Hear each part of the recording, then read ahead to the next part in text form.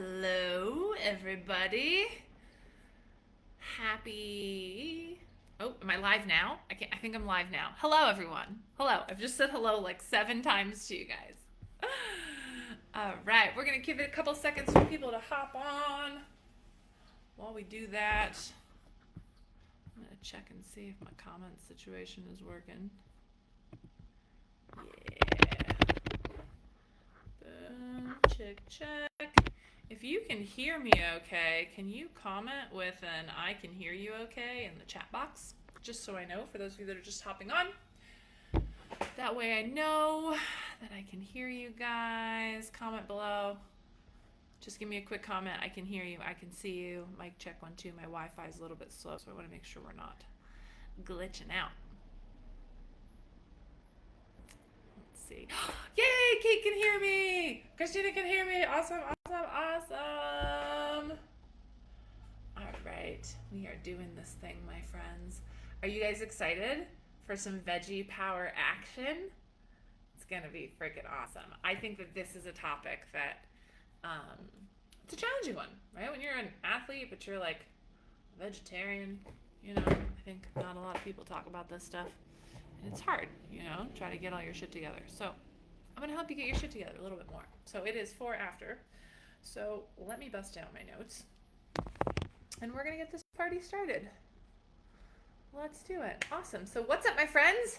Chrissy Crash here, excited to chat with you about the power of vegetarian protein. As roller derby athletes, fuel is such an important part of longevity in this game, of amping up your performance. And so many people think more about training and less about what they put in your body. It's like having a race car and only thinking about the wheels that you put on your race car. And you're like, I'll just put whatever fuel I want to in there. Maybe sometimes I'll pour in water and Gatorade instead of fuel. But cars don't burn on water or Gatorade. They burn on fucking gas. So you need to make sure that you're not just focusing on the wheels, which in our case would be the training, but you're also focusing on the gas, which would be the food that you're eating. So why is this important? Why do we care about protein as roller derby athletes? So protein's important for a couple of things. Number one, it's important for recovery. Okay? If you think about your muscles are made up of amino acids. Okay? And when our muscle tissue breaks down, we have to repair it. The whole purpose of working out is to break down your muscles so that they can grow back stronger. But if you don't have those teeny little Legos of amino acids to put in there, then you don't actually recover as quickly because your body has to figure out like where to pull them from somewhere else, or pray you get a little bit here or there. But it's not the same as if you just intelligently fuel your body with the things that your body needs. Okay, so for recovery, meaning being less sore, recovering faster, having those strength gains, all of that comes from eating enough protein. Now, from an energy standpoint, a lot of people, they wake up in the morning, they fire up their bodies with a shitload of caffeine, probably with some sort of sugar in it, and you're just like, and then just like super high carb, and then we're just jacked up and on carbohydrates, and then our blood sugar spikes, and then our blood sugar crashes, and then all of a sudden our energy is low, and then we're like, man, I need a little bit more of something. It's probably some coffee or some sugar. So we do that again. We do this all day.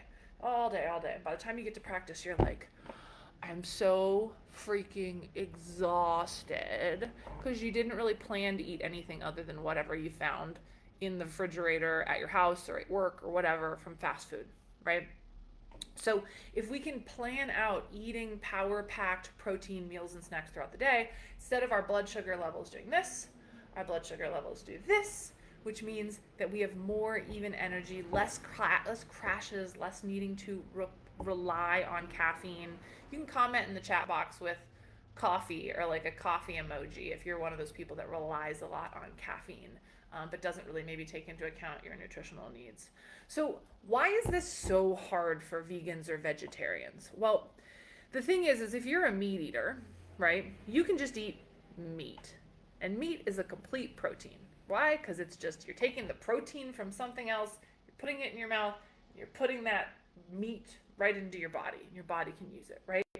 When we're taking from plant-based proteins aren't necessarily all complete proteins, okay? There's like 22 amino acids. um, that your body needs to build muscle mass. And sometimes plant proteins will have a few of them here and a few of them here. So you actually have to combine things in order to get complete proteins, or know which specific veggie proteins are complete proteins. Okay, so that's what I wanted to educate you on, is what stuff you guys can be putting into your meals to get the most bang from your buck, to make sure that you're recovering. Okay, now the key with this that I find for a lot of vegetarians, and actually for a lot of meat eaters too, is that you can't win while you're winging it.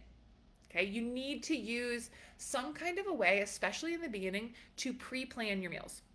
Okay, whether that's taking like MyFitnessPal or something, and just at the beginning of the week plugging in what you're going to eat, and then making sure, oh, does that meal plan I have for Monday, does that have enough protein? Yep, perfectly. Okay, rest of the week, yep, good to go. All right, now I'm going to make my grocery list and I'm going to go buy my groceries.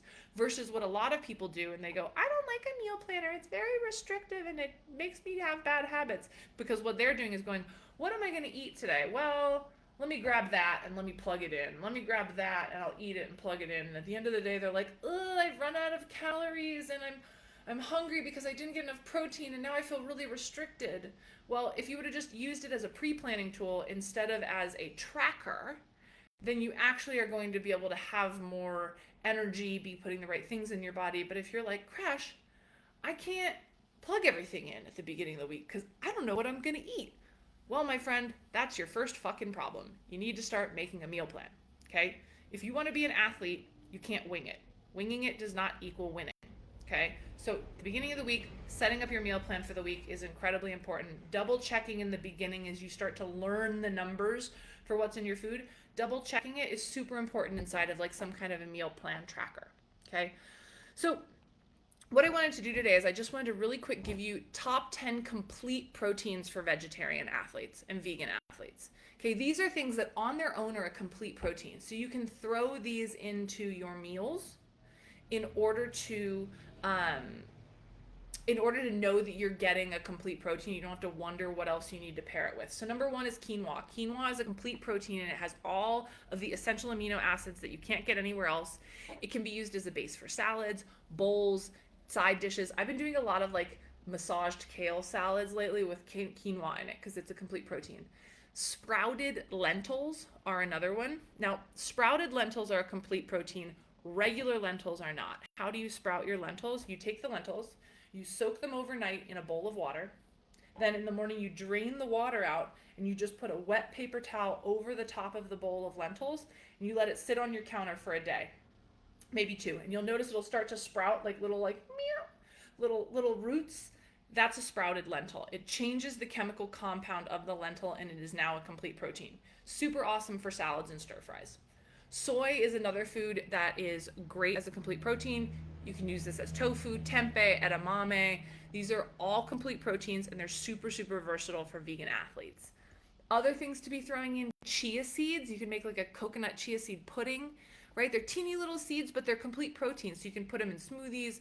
I love chia seed pudding. I literally take like a quarter or half cup of chia seeds and a can of coconut milk, dump them together, stir them around, put a little bit of vanilla, maybe a stevia, and then I just eat some of that with fruit, okay? Other things, hemp seeds, spirulina, also buckwheat. Buckwheat is an awesome one. It's a complete protein. You can use it kind of like a porridge kind of situation. You can use it for salads. You can use it as a flour for baking, and it has a complete protein.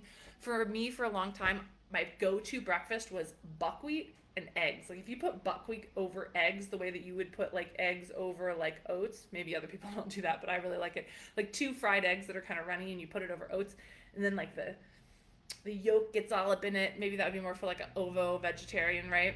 But buckwheat is a really, really great one. Also good for salads and things. Nutritional yeast, another complete protein that you can use for sauces and soups and seasoning.